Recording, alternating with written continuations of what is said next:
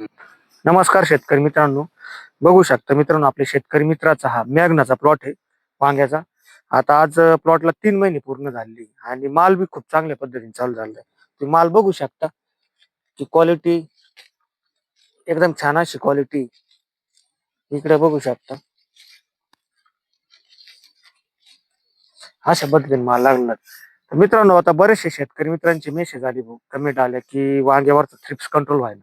मित्रांनो, आता बऱ्याचशा शेतकरी मित्रांनी सुमोडीस, शिनवा, टेसर आणि डिलिगेटची फवारणी केली, पण तरी बी म्हणावा असं थ्रिप्स कंट्रोल होऊ नाही राहिला. आणि थ्रिप्स हे सगळे वांग्याचे देठ चाट येतो आणि मार्केट आपल्याला कमी मिळतो. जे जे प्लॉट फ्रेश आहे, जे ज्या मालाची क्वालिटी, त्यांना निश्चितच आज बाजार भेटू राहिला. आता 500-550 रुपये आपले शेतकरी मित्राचा कालच तोडा झाला, कालच मार्केटला गेलेले माल, म्हणजे भाव बी चांगले.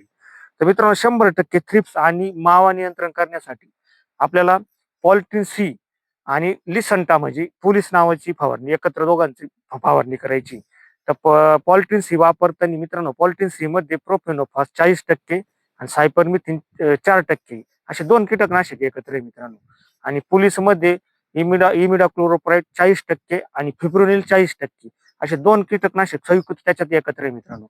तर दोन्हींचं मिश्रण करून जर फवारणी केली तर निश्चित आपला 100% सगळ्या प्रकारचा मावा, काळा मावा, चिकट मावा आणि थ्रिप्स हा 100% नियंत्रण पाहायला भेटणार आहे. 8-15 दिवस थ्रिप्स आपल्याला कुठल्याच प्रकारची अडचण येणार नाही मित्रांनो.